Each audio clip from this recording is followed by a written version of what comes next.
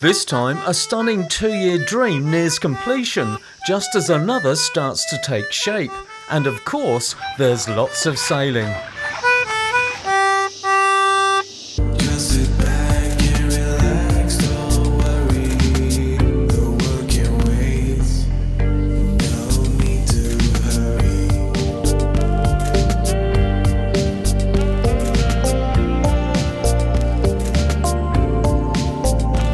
Hello, I'm on the water. Well, I'm on the water and I'm on a mooring because I got down here early because it can get quite busy in summer. Got down here about 8 o'clock. I didn't check the tide, did I? And the tide's coming in and I've sailed across here a couple of times and I'm basically going backwards. So I've come back to Brooklyn. I'm on a mooring and I'm waiting for high tide, which is about an hour away. Hopefully the tide should ease a bit in the next half an hour and then I can get out. There's meant to be 10 knots of breeze, but there's only 3, so I'm definitely going backwards. So I might as well just sit it out.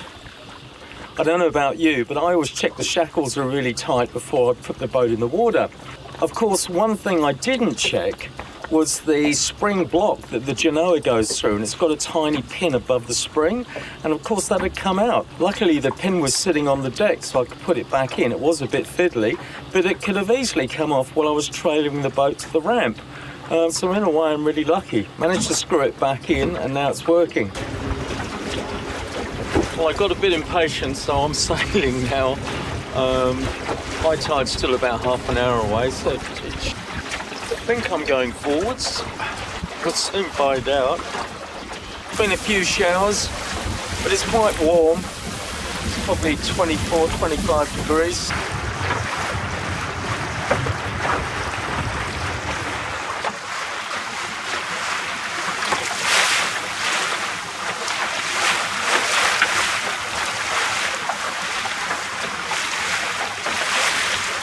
Looks like we might be in for a bit of weather.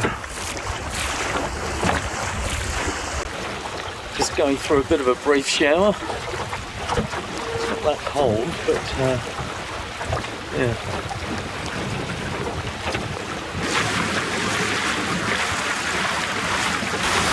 Well, at last I've got out of the entrance to Campcooking Creek and Brooklyn. Actually, probably about 2 hours. Crazy. So now I'm going to head down, hopefully towards Smith's Creek.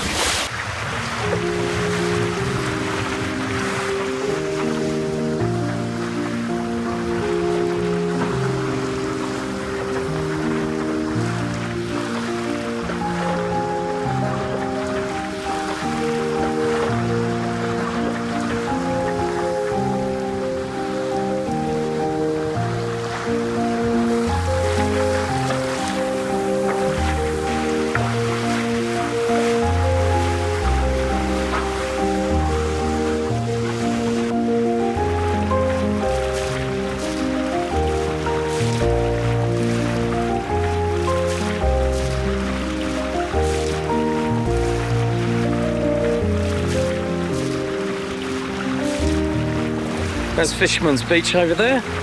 I've stayed there a few times with the Sydney Raid Group. It's a bit messy, but yes, it's a bit messy.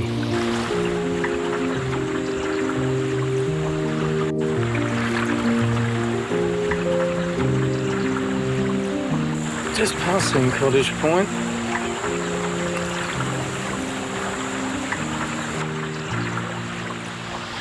Well, we're just coming into the top of Smith's Creek and it's only about 1:30.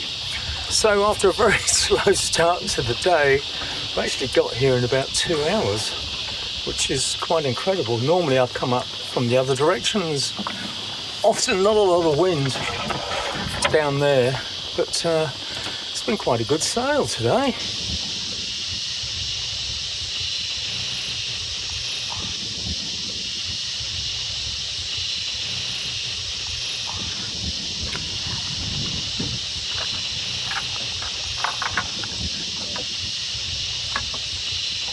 Yeah, it's a pretty nice spot here, Smith's Creek. There's still a gentle breeze blowing, probably 5 or 6 knots. Apparently it's going to blow all night. Hopefully it will blow tomorrow so I can get back. Just doing a bit of concertina practice.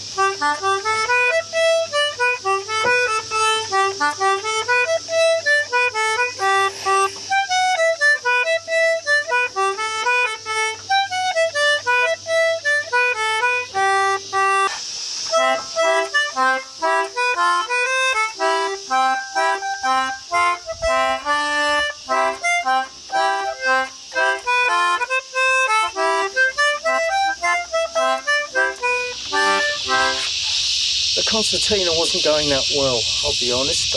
I'm normally a lot better. I think I'm a bit camera shy. Yeah, I know, a bit camera shy. Anyway, it's time for dinner. The sun's going down behind the trees. It's been very hot today, and I'm quite hungry. So I'm going to make, because I know you're really interested, yes, one of my lentil curries, or it says lentil curry or bolognese. I'm not sure which. Vacuum sealed dinner that was in the fridge. I don't really know what it is, but I'm sure it's going to be good. So because I don't have any pasta or rice, I'm going to have it with some couscous. Strange, you might say, but I think it'll be all right. A quick tip: the advantage of couscous over rice or pasta is it uses less gas to make it. Just rehydrating. I think I've got enough food here for an army.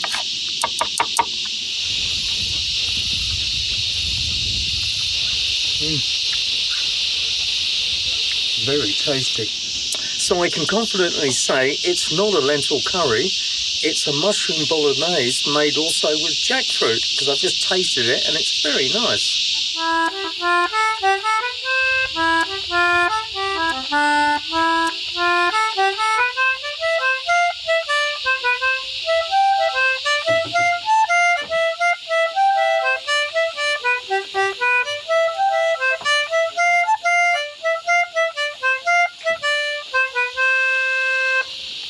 It's probably about 8:30. I'll probably go to bed soon.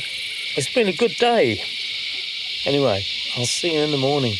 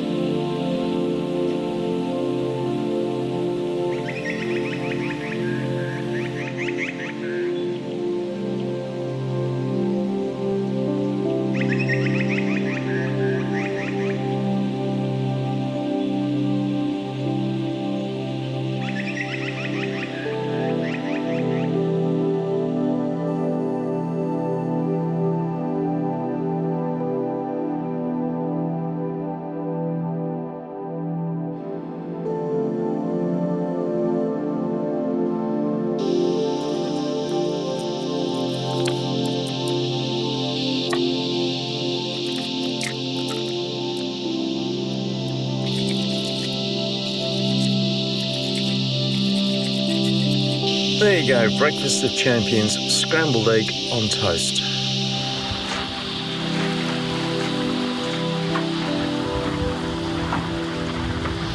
So that's where we were last night, the first bay on Smith's Creek. And that's the rest of Smith's Creek down there. There's a bit of breeze, it's okay.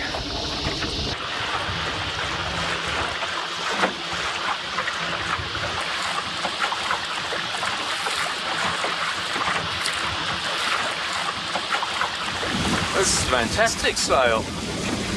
Probably 6 or 7 knots, 8 were predicted, gusts of 12, but no reef going on really nicely, doing about 4 or 5 knots through the water. The sun shining, it's fantastic.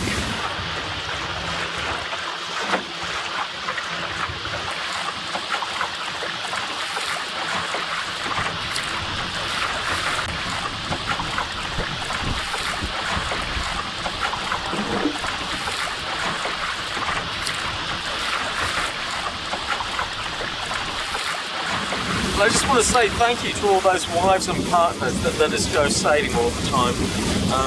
They have to be very understanding, and we appreciate that.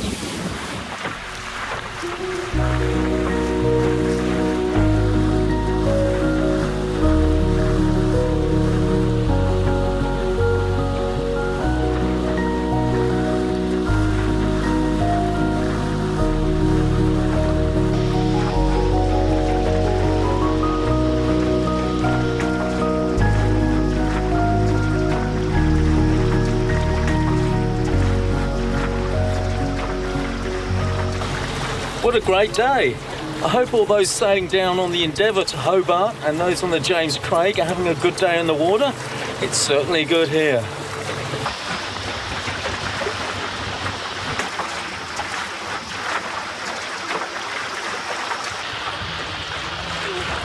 I've had a few people ask me how Steve's build of the Ptarmigan he was building up at the Classic Boat Association boat shed up at Rathmines at Lake Macquarie. Well, he's finished the build, he's taken it home, and he's been doing the rigging at home. I think it's about ready to launch, so in the next couple of weeks, he will have finished an 18-month or 2-year project. And as one boat comes to a completion, another one's about to start. Tony's got a Francois Vivier Ilur, and he's just about to start building. I caught up with him a couple of weeks ago. What made you pick a lure? I wanted to do more of the cruising thing and maybe go fishing, and I thought that the Ilur, having been a fishing boat originally, was probably better for me. I also looked at bigger boats, and then I thought, no, too big is also too difficult to handle. So that's where I ended up with. The boat was available as a kit in Australia. There's a guy in Perth, Tony O'Connor. He's O'Connor Wooden Boats. We got the kit. It took about 4 weeks to get here. You get the kit, it comes with about 12 sheets of plywood. There's some normal plywood and there's some very fancy marine ply.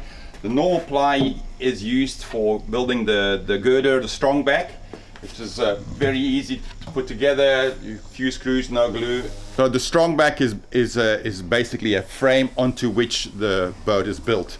And these formers here are just to make the shape, and you're building it upside down initially, of course.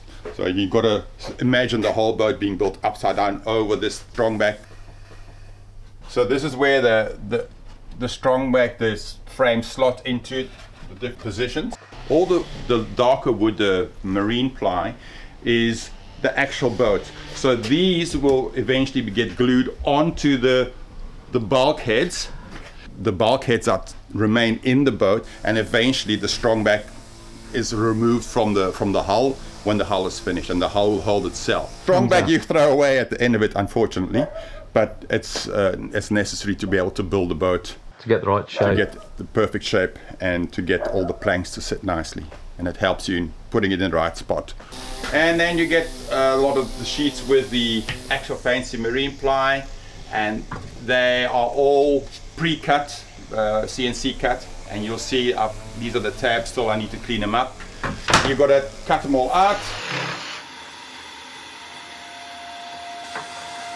clean them up, and then eventually we put these are all halves strakes. You put them together so that you can get then 10 strakes on each side of the boat.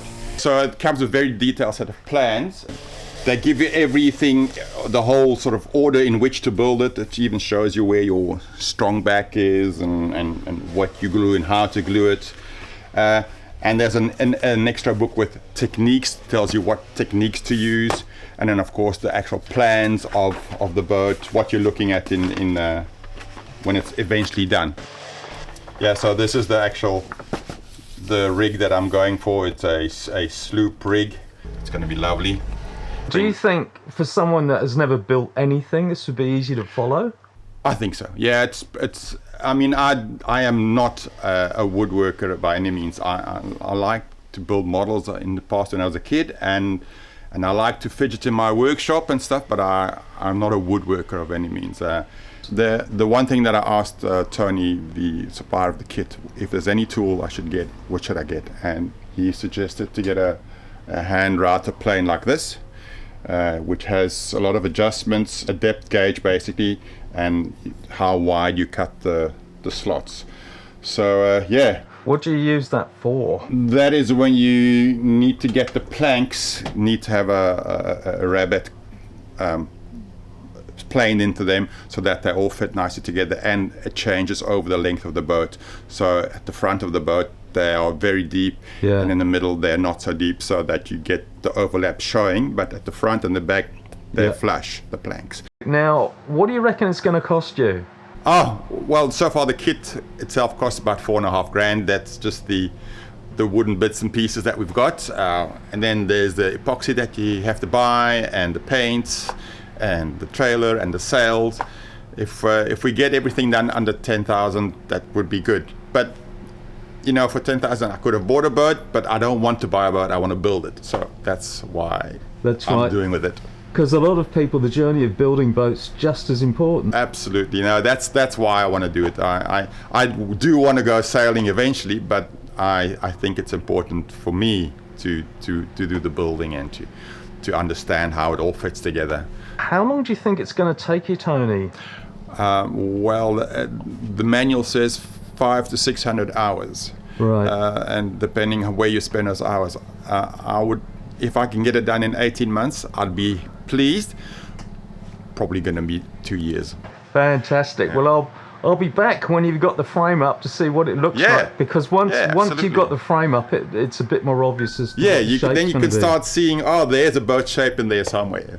Yeah. Hopefully that's not too long, and then obviously when we get to the whiskey plank, you'll have to come and have a whiskey with me as well. Oh, absolutely. I'll be there. Yeah, that's going to be good.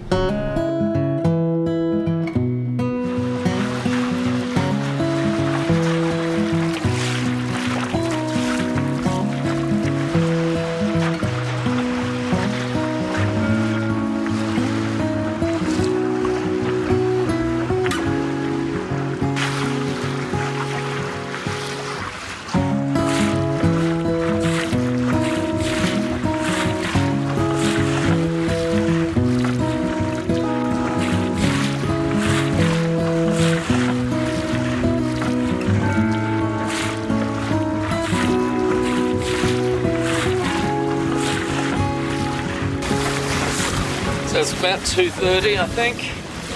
So it's a bit early yet, so I'm going to head up to Tonga, turn around and then come back. The wind seems to have picked up a bit. It's probably 12 knots now, maybe a bit more. A few white caps, but that could be because of all the boats going around. It's a beautiful day.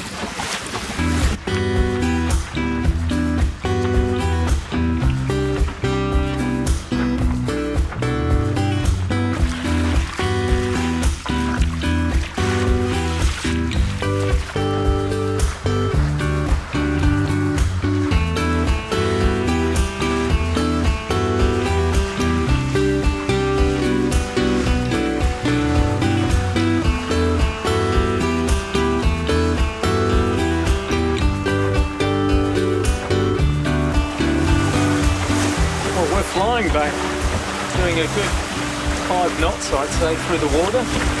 Very nice. Very hot though.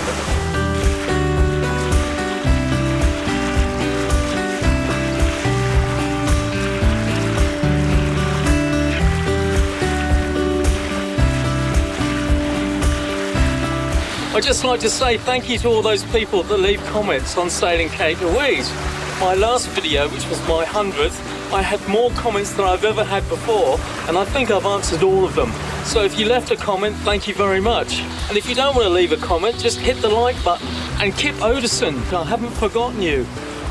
Bruce and I got the beanies, very nice, but it is 30 degrees today, so it's probably a bit hot for the beanie. However, come winter, Bruce and I will pose for you. So that's Kip Oderson at Gig Harbor in Washington in the States. And thank you very much for watching Sailing Cape Louise, and I'll see you on the water somewhere next time.